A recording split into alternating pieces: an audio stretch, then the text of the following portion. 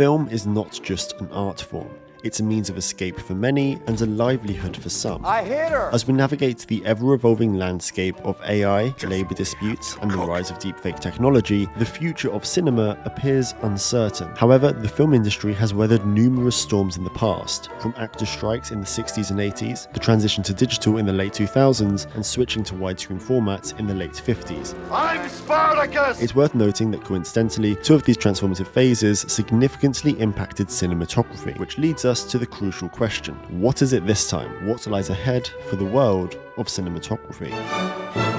In recent years, we've seen filmmakers trend away from the orange and teal look that dominated the late 2000s with films like the Transformers series, and directors have become much more comfortable experimenting with aspect ratios, like in The Lighthouse and more notably, Waves, which personally is where I'm finding the problem lies. These more experimental films are the only ones experimenting, and I get it. People would complain if Endgame were released in 1.66:1 or 4:3 because the filmmakers thought it was the right choice, but studios need to allow filmmakers to be more experimental with their work. I mean, even Bach had a hard time using 1.66:1 for Marriage Story. And you're fucking winning! Which I guess leads us to the first point in this changing phase. We are finally seeing some pushback from writers and actors, hopefully leading the change for filmmaking as a whole and a new wave for cinematographers to have more expression in their work. As right now, unless your name ends in Deakins, Lebesky or Fraser, that's going to be tough on a blockbuster budget, which is why it's so great to see cinematographers like Oren Sofer have a bigger hand in films like The Creator. But what about independent cinema? And I mean truly independent cinema. Oh, hi, Mark. Not A24 or Neon. Films where the creators have complete artistic control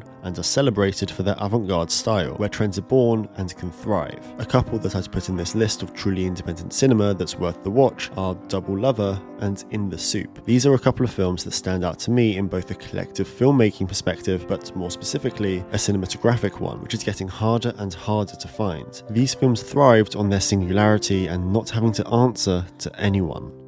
The future of cinematography is on the cusp of a profound transformation, combining the timeless artistry of traditional filmmaking with cutting-edge technology. Cinematographers will wield ultra-high resolution capabilities and advanced visual effects tools, all while embracing the potential of immersive storytelling in augmented and virtual reality. Virtual production powered by stagecraft technologies will require cinematographers to navigate digital and physical environments seamlessly. While artificial intelligence will play a role in precise shot capture, it's essential to remember that filmmaking's core relies on the human touch, infusing stories with emotion and meaning. Sustainability efforts will also find their place on sets, pushing for eco-friendly practices. Cross-industry collaborations, comprehension of streaming platform demands, and the convergence of film, television, and online content will be integral. Cinematographers, by adopting an adaptable approach that incorporates AI and automation, can continue crafting captivating cinematic experiences while preserving the enduring magic of human creativity in the ever-evolving entertainment landscape. The future is promising, and those who embrace these changes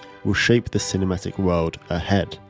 But where does the elephant in the room lie in all of this? Because it's the one topic that seems to be able to split a room apart. It's undeniable that streaming has been an incredible tool when it comes to financing for some directors, with films like The Irishman, Okja, and Marriage Story all only being possible because of Netflix. Some of my favourite films recently have been straight to streaming, and in general, I don't really have a problem with it, on the surface level. There's no doubt in my mind that if The Lighthouse were developed by Amazon, it would have been in colour, or if Petite Maman had been made by Netflix, we would have gotten something much less slice of life. Or if Apple had, actually, I like Apple. They gave us The Tragedy of Macbeth and Coda. The thing is, these streaming companies want to make money. A few times a year, they can let Scorsese or Fincher do their thing and get a few Oscar nominations so the execs can have a nice night.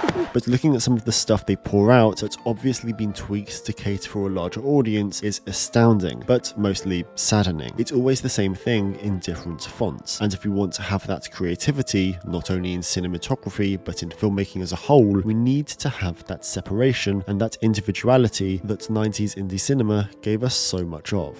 In the ever-evolving landscape of cinematography, the future lies in the hands of daring independent filmmakers. While streaming giants continue to dominate the industry, the true revolution will emerge from the shadows of creative minds unburdened by convention. Keep an eye out for the occasional genius and their remarkable works at the box office, but the most groundbreaking change may well spring from the unlikeliest of sources. That 30k student film could be the spark that ignites the next cinematic revolution. Or, more likely, this guy.